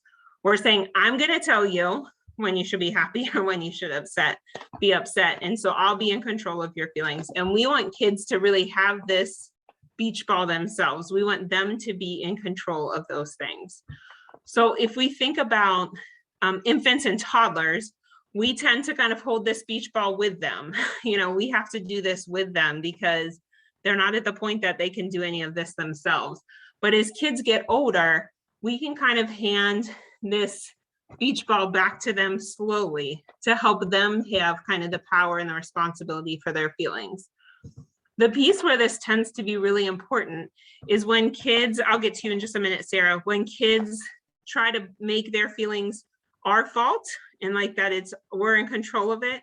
And so we tell the kids, you know, it's time to go inside.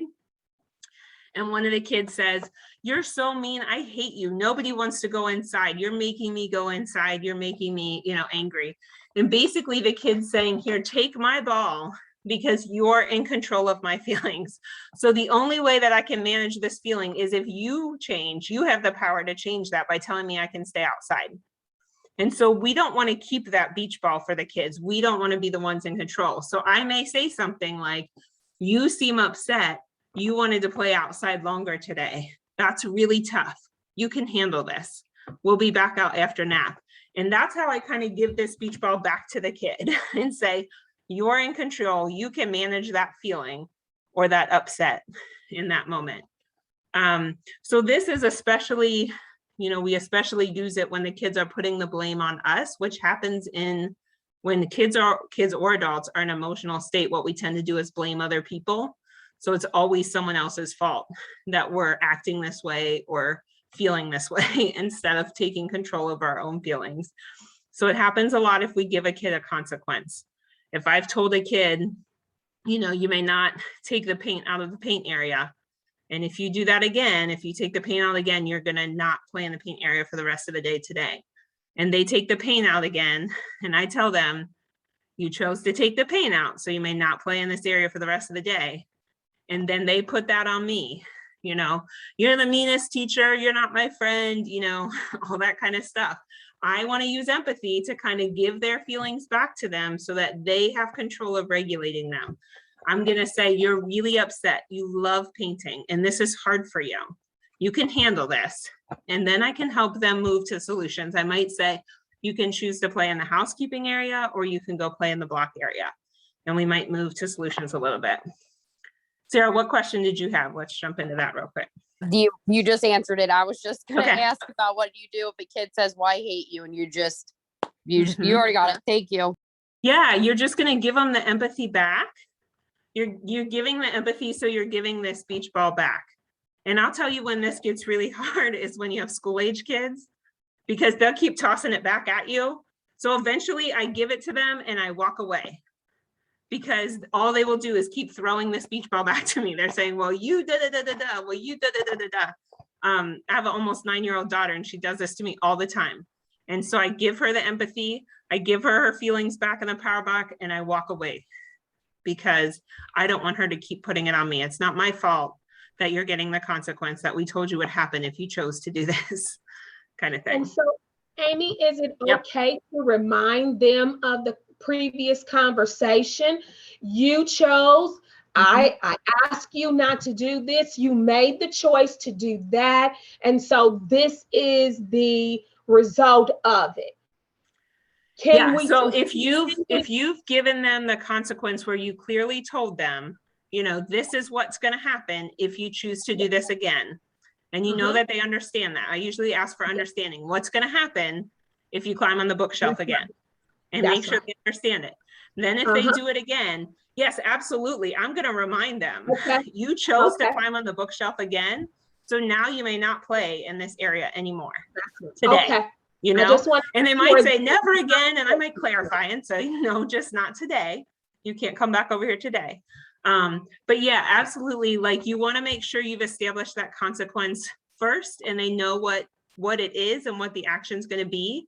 Because if you just throw one on them and they didn't know, then all the responsibility really goes to you. They think it's your fault and that they don't take responsibility for their own actions. So we want to make sure they know what's going to happen if they choose to do that again.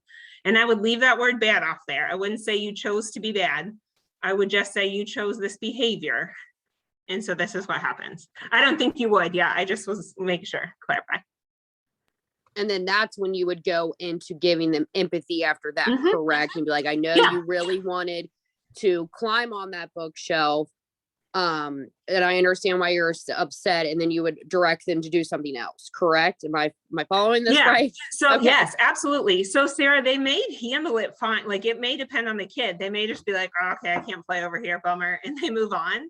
Or they may start, you know, crying, or they may start stomping around and being really upset and angry. And so, yeah, that's when I'd say, you seem angry. You wanted to keep playing over there today. This is hard. You can handle it. And I might give them some solutions for what they can do to handle that anger, or I might give them some solutions of what they can move on to do next. Kind of knowing the kid.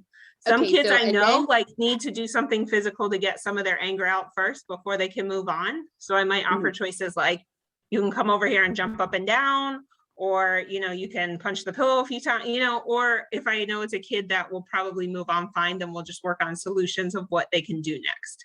So could a solution be like a calm down corner? Could that be a solution until they're ready to rejoin? It can be a solution if you need to help them self-regulate, but you don't want to use it as a timeout. Like, you have to go to the calm down corner now for 5 minutes. But we can say, you know, let's go to the calm down corner, and you can choose how you want to calm down. Okay, that makes Okay, sense. and then we can go over there and help them with some of the tools that are over there, because they're not probably going to be able to do that on their own, depending on the age of your kids and how well they've practiced. You practiced it with them. But yeah, that's absolutely fine to go into some solutions for self-regulation, because that's not something our young kids are good at. It's something still early that they're practicing.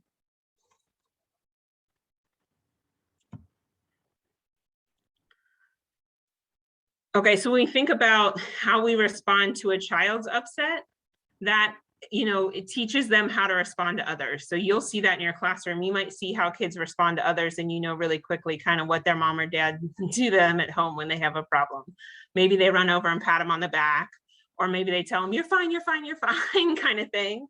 But you can tell pretty quickly, you know, that tends to be what children do, is what we teach them and what we use with them. So if we think about kind of this idea of empathizing with children, you know, it's tough when they're in a tantrum or they're in a fit, because we feel like we're giving in to them. But really empathizing with a child is not going to reward the behavior. We're not giving in to whatever they're throwing the tantrum about. We're kind of giving them the understanding, helping them manage the emotions, giving them the connection, and then moving on. So if they're throwing a tantrum because they didn't get the blue chair, we're not going to give them empathy and then give them the blue chair. That's absolutely not what we're going to do. We're going to give them empathy so they can handle that feeling of disappointment and teach them what to do with that feeling of disappointment.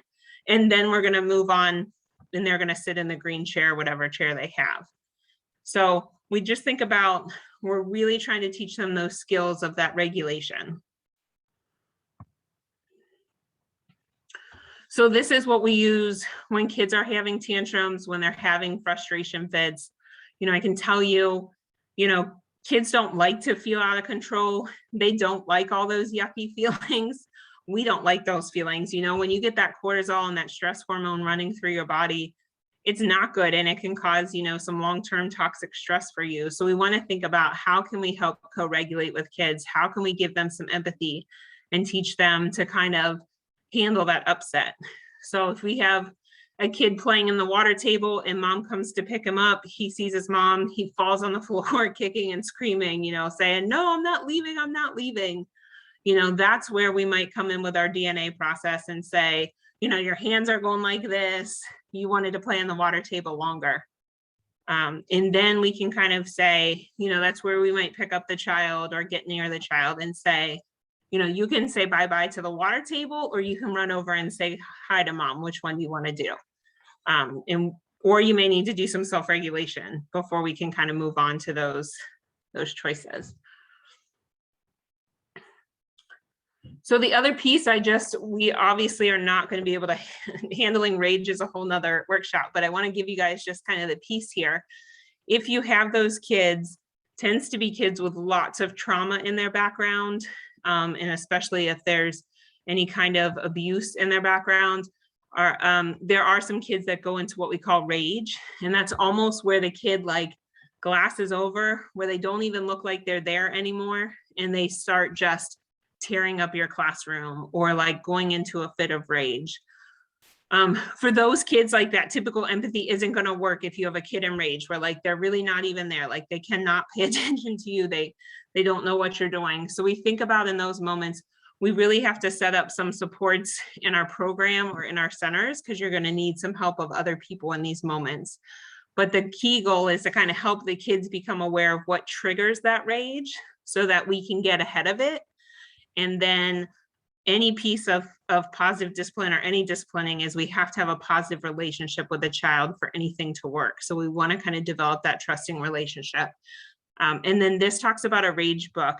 So I want to show you, we have about 5 minutes left, but I want to make sure I show you this rage book so you can see an example.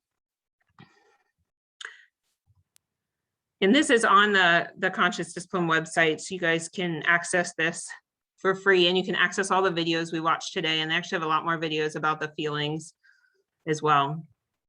So this is kind of the rage book that's made for this kid, and it talks about, sometimes I feel the yucky inside my body, and when the yucky feeling comes, my face looks like this. So this is after doing a lot of observations, you've identified this is what happens right before the child goes into like a fit of rage. And so this is kind of their trigger, their thing to help us be aware of. When the yucky feeling comes, my hands look like this. When the yucky feeling comes, I sometimes kick the chairs and tear things off of the walls. When the yucky feeling comes, I sometimes throw pillows out of the safe place. And the safe place is basically that self-regulation center, the calm down space. When the yucky feeling comes, I can choose to do something different. I can jump on my rebounder or trampoline.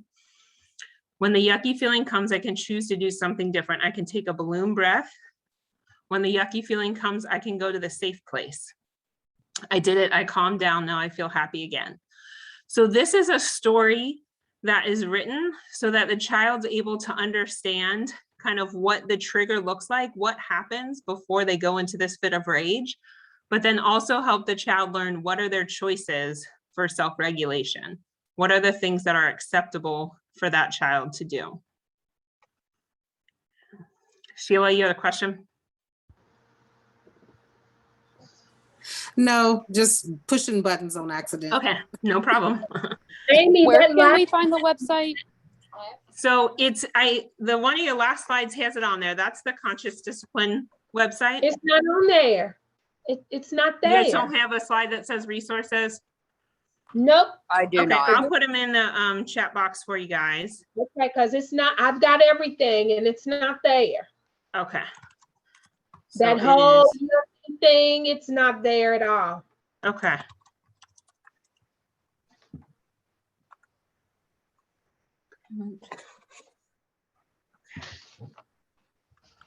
All right. I want to show you guys one last thing and then we'll, whoops, sorry. Wrong one.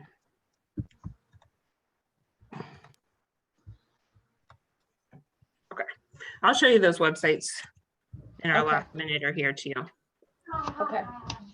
So the last thing I just wanted to show you guys was this classroom structure. So it's just a tool you can use in your classroom to help your kids as they're learning how to give empathy to other children. And so it's just a we care center. It can be a bag, it can be a box. It just has things for kids to use if they're trying to give empathy to other kids so that they can start practicing that tool. So I have one here. This is just a bag that we use, but it can have stuffed animals just to snuggle when you're upset. Band-Aids are always good. If it's the first time you put Band-Aids in your classroom, expect them to blow through them like in a day, but then they won't be so novel and they'll use them kind of more appropriately. Sometimes we put cards or like drawing paper in there so they can draw kids other kids' pictures when they're upset, but it's just a way to help develop that empathy in kids by giving them some tools to give empathy to other children. Ashley, do you have a question? I was just looking to see what ideas you have to put in the calm down corner, just to see if it's different than maybe what I think of. Yeah, so definitely in the calm down corner, we usually put emotion pictures, like faces, pictures of the emotion faces. So real faces I love, especially for young kids, or you can print some off. They have some on Conscious Discipline. They have some on the CSEFL website. I'll give you guys that one too. But then kind of different things, we might put stress balls, we might put fidgets, you might put poppers, stuffed animals. We might have pictures of different breathing strategies we've taught the kids. Sometimes you can feel out what works for your kids. Like sometimes I can put stress balls in there and other times I have a kid that just chucks them across the room. And so I have to take them out of there for a while. So it might be different, but those are, a few of the ideas. How would you handle this approach with mixed age groups, especially for family or mixed ages, especially for family childcare? Yeah, so, I think you're just the biggest thing is that you have to adjust it to the individual kid you're working with in that moment. But you can still have all those structures in the classroom, and then you're just going to use them a little differently with each kid. So you're probably not going to take like an infant to the calm down space. You are their calm down space. But your preschoolers, you might take over there. It tends to work, really well sometimes because the older kids get to practice a lot of the empathy with the younger kids. And they kind of pick up on some of the stuff that you're doing and can, help you with that along the way.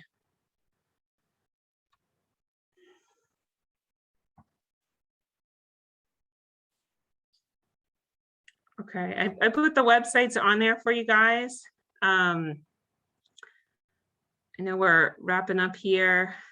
I was going to show you just when you hop on the Conscious Discipline website, this is what it's going to look like. And there's a tab called free resources. And so if you go to that free resource tab, there's all kinds of stuff to use down here.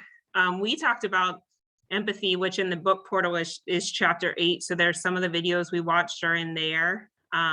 You can find the classroom structures. If you look kind of in Schubert's school, it will show you, like, you can click on a calm down area or a We Care Center and see what kind of things they have in there. But there's tons of videos like on understanding some of the different pieces. And then they also have feeling faces as well, which I think I had put up. And then this is the Center for Social Emotional Foundations for Early Learning website.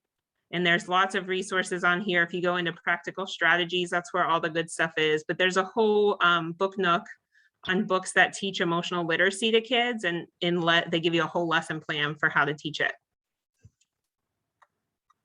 So I think that's all I have. So we'll kind of wrap up, but I'm willing to stay on if people have questions. Emily, is there anything they need to do? Nope, there's nothing else anybody needs to do. Everyone's free to go. All right, so have a wonderful day. If you have questions, like I said, I'm happy to stay on and answer any additional questions. Bye, thank you. Bye. Bye, have a great weekend. Thank you. Thank you. Have Bye, a good, everyone. Have a great weekend. Bye. Have a good weekend. Thank you. bye-bye.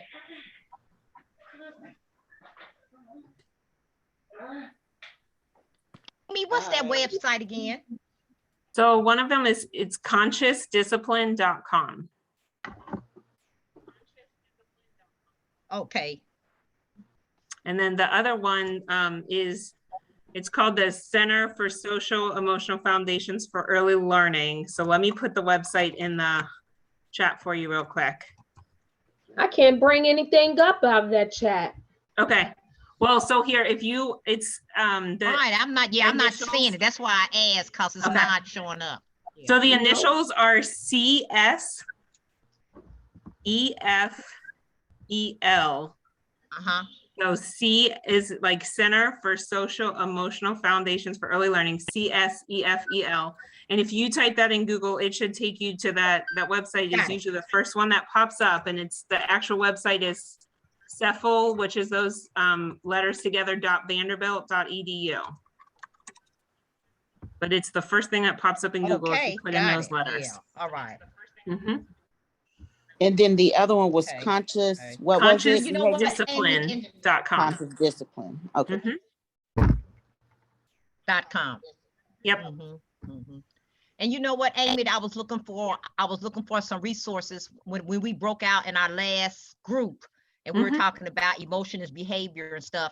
And I was telling them like about 3 times. My main problem was having a child that was actually diagnosed with autism and the behaviors they have. And no matter what you do, you know, it's hard to calm them down, you know. Yeah. And also when I let the parent know that I was seeing something that wasn't quite right, the parents get in denial and shut down. Yeah. So it took almost like 5 years for this parent to actually take this child and get evaluated and stuff. So now he's in the kindergarten and getting resources and stuff, you know, but that's a whole lot of our downfall. You know, having parents who just don't want to accept the fact that something's wrong with their child. Yeah. You know. Yeah. So, I mean, autism is a whole different ballgame. Empathy doesn't necessarily work with a child with autism because they don't always understand or process what you're saying. So, yeah, absolutely. Like, I totally agree with you. It's a whole different ballgame. I know it. And, you know, working with kids and families with special needs, and especially if you're the first one to kind of see that something's different, it takes some finesse to have that conversation. But some parents, that's part of the process is that denial. And so I always tell people we can plant the seed and we're going to keep watering it for as long as we can. And we want them to get intervention, but we're not going to do anything different if they have a diagnosis or not. We're going to keep trying to do our best in the classroom. But oftentimes if you're the first person to tell that parent, they're not there yet and they're not ready yet. And it does take a while of kind of watering that seed before you can get the parent to that spot. And if you're family child care, they just think that you're a babysitter anyway, and you don't know what you're talking about. Yeah, that's So- unfortunate. I know it. Yeah. Yeah. And then it's so Amen. sad Because you guys are it's like so the sad amazing because providers. It's right. It's so right. Right. And this parent would take a child out of one daycare, you know, to another daycare, and they daycare identify something and she'll move them, you know, Yeah. and it's, Yep. you know, and it's so sad, you know, Yeah. the child suffers, you know, and you have Absolutely. to really sit down and really, you know, talk to this parent, you know, right, talk to this parent, you know, and I had even to get this child to be tested in April. I had to tell a parent, you know, I'm going to have to terminate you, you know, because there was so many problems that I was having with this child here, hurting other kids and stuff. It came down to that. I'm going to have to let him go and let you take them and get them tested. And I closed down my daycare and went over to Children's with her and spent the whole day giving them all the information I had while they test this child and stuff like that. You know, now the parent, you know, she feels good because she know I'm not by myself, you know. And Yeah. that's one thing that we have to let parents know. You're not doing this all by yourself. Yeah. You Yeah. know, Well, I mean, they're really lucky to you have have to somebody like kinda- you that when went through we, that you know- process with them. Yeah. right. I will And we say, you start know, seeing if you the guys red have, flags and stuff, you know, these Yeah. parents gonna have to do it. yeah, one really good, it's actually an app where you can use it on the website, but it's the CDC's Milestones app. But I found it really helpful for parents because for each age, they can see what milestones the kid's supposed to be meeting. And so it makes it a little bit more like it's not coming from us, but you can Right. see what milestones they're missing. But it's a really helpful app, and it actually prints a little report for the doctor to say like, these are what they're not doing yet. But yeah, they Hey, were lucky Amy. to have me through that process. Did it though. Quick and doing it question real now. quick. Did it and doing it now. Yeah. You know, but like I said, once they in denial, Yeah, you know, just have Yep. to wait until they, you know, realize, you know, okay, I got to Absolutely. do something now, you know. Yeah. Right. Sarah, you have a quick question? Yes, Well, really thank quick. you so much. Everything. I love it. Really quick. So, do we get this training on Okra or no? I was confused on that. Emily, will you jump in? I believe it's going to go onto your profile, your registry. I actually don't know. Right, I yeah, just it work is.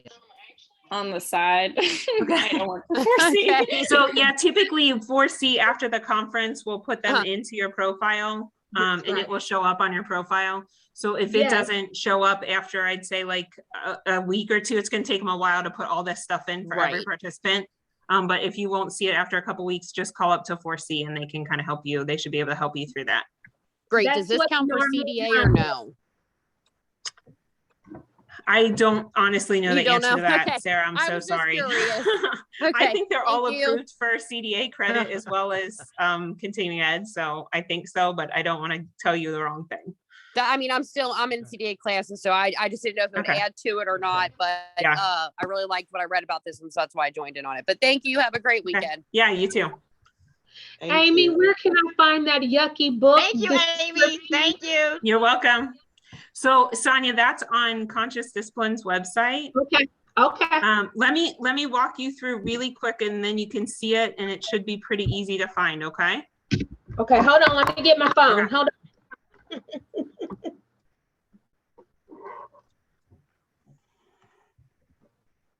Okay, so I'm going to bring up the conscious, what is it called? Consciousdiscipline.com.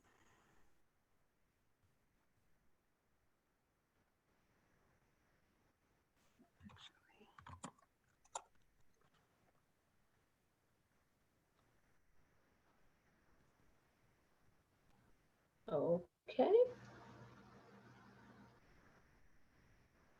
Okay. Hold on, it didn't come through. You're fine. I was finding the easiest way to find it for you.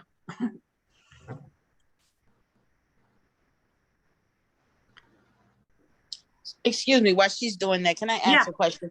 So absolutely. my daughter, she was on the class. She was she signed in under not the Zoom. She signed in under the WOVA. Yes, and then she wasn't able to get back in. Will she still get credit for that or no?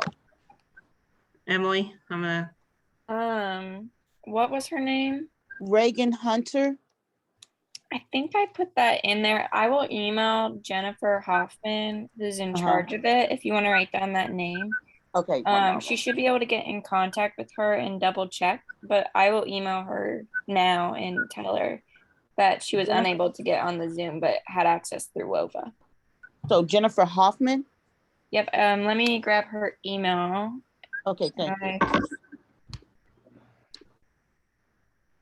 Okay. Maybe I don't see that resource page.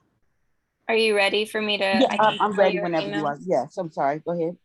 Oh, I'll just type it in the chat box, actually. Okay.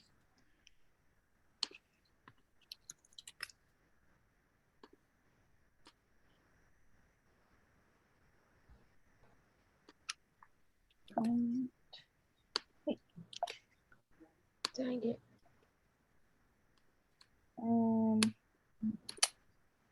Are you on your phone, Sonia? I am. Okay, so when you're on your phone on the website, in the top corner is those three little lines, the top right corner. Yes. So click that. Uh-huh. And then honestly, the easiest way is when you click that search is at the very bottom. It says the word search.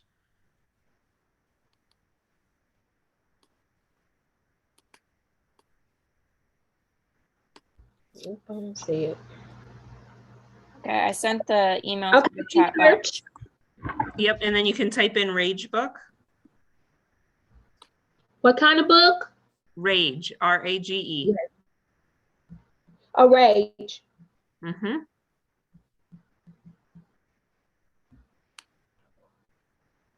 Okay. And then if you go to, it says show me and it's on products right now. If you hit resources. The There other it thing I can do, is. Sonia, if you want to give me your email, I can directly just email you the link. Okay. Would that be easier? Yeah. What's your email? It's D as in dog, S as in Sam, Woods 927 at yahoo.com. Okay, I'll email you the direct link. Okay. Cool. Thank you so much. Woods Amy. 927. Awesome. Yeah, DS Woods 927. 927 at Yahoo. Okay, I'll email that as soon as we get done here. Okay, thank you, Amy. You're This has been awesome. Have a great Wonderful. day and wonderful weekend. All right. You too. Can I get that information sent to my email as well? Sure. What's your email? It's P as in Paul, Hunter, Hunter. Okay. 1530 at gmail.com. Sure, I'll send that to you too. No problem. Thank you. Thank you. Yeah. Have a wonderful weekend. You too. Thank you. Really enjoyed it. Mhm. Well, good. Bye-bye. Bye.